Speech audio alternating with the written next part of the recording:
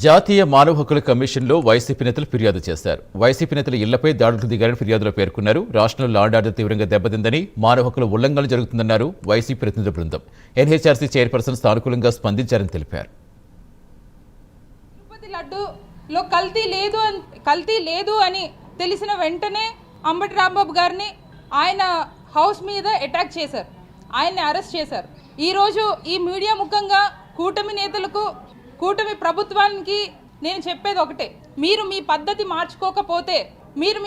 మార్చుకోకపోతే ఈరోజు వైఎస్ఆర్ కాంగ్రెస్ పార్టీ ఎదురుబాటు చేయలేకో లేకపోతే మీ మీద మళ్ళీ రివర్స్ అవ్వలేకో కాదు, ఒక ప్రజాస్వామ్యం మీద గౌరవం ఉంది కాబట్టి మౌనంగా ఉన్నాం.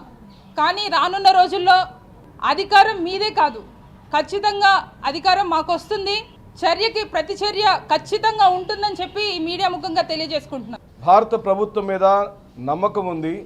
వైఎస్ఆర్ కాంగ్రెస్ పార్టీ శ్రేణులందరికీ మోడీ గారి యొక్క నాయకత్వం మీద పూర్తిగా నమ్మకం ఉంది.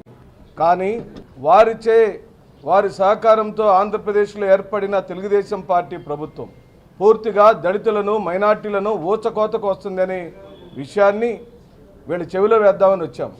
చాలా సానుకూలంగా విన్నారు, చాలా ప్రశాంతంగా మా యొక్క మనవిని విన్నారు.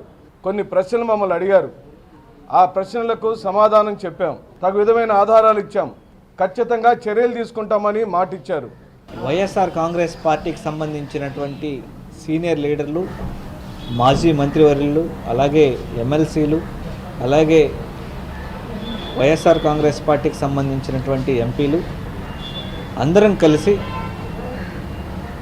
వైఎస్ఆర్ కాంగ్రెస్ పార్టీ అధ్యక్షులు శ్రీ వైఎస్ జగన్మోహన్ రెడ్డి గారి యొక్క ఆదేశాల మేరకు రాష్ట్రంలో జరుగుతున్నటువంటి హింస మీద, అలాగే రాష్ట్రంలో ఎస్సీల మీద జరుగుతున్నటువంటి దాడుల మీద ఈరోజు హ్యూమన్ రైట్స్ కమిషన్ని అలాగే ఎస్సీ కమిషన్ని కలిసి పూర్తిగా వివరించడం జరిగింది. కూటమి ప్రభుత్వం అధికారంలో వచ్చినటువంటి మా గ్రామంలో వైఎస్ఆర్సీపీ అనుకునేటువంటి కుటుంబాలన్నీ గ్రామాన్ని ఖాళీ చేసి ఊరి వెళ్ళే పరిస్థితి. ఈ 18 నెలల కాలం కూడా గ్రామంలో అనేక మంది గ్రామాన్ని విడిచి ఊరి బయటే ఉన్నారు.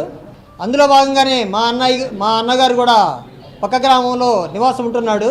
మా వదినమ్మ గారికి బాగోలేని పరిస్థితి వస్తే చూడడానికని గ్రామంలోకి వచ్చాడు.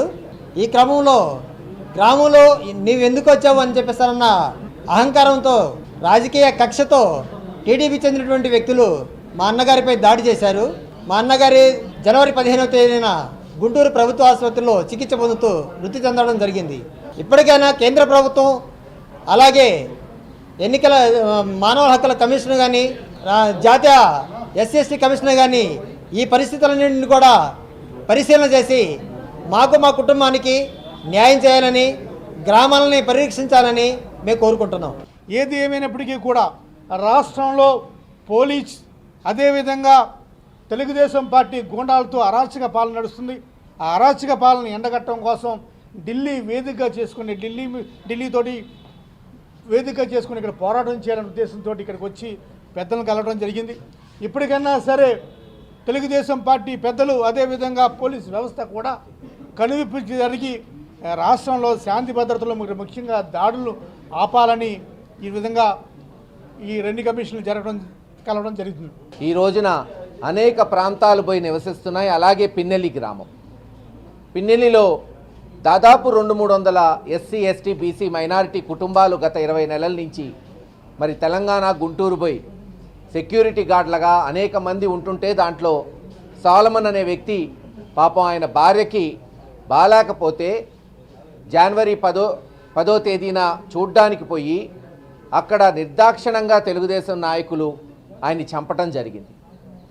చంపుతున్నారా మహాప్రభు అని పోలీసులకు ఫోన్ చేస్తే, అసలు మీరు గ్రామంలోకి ఎందుకు వచ్చాయని అడుగుతాడు అక్కడున్న సిఐ భాస్కర్ రావు. చివరికి ఆయన మీద కంప్లైంట్ పెట్టకుండా కొట్టినోళ్ళ మీద ఆయన మీదే కంప్లైంట్ పెట్టారు, సోలమన్ మీదే.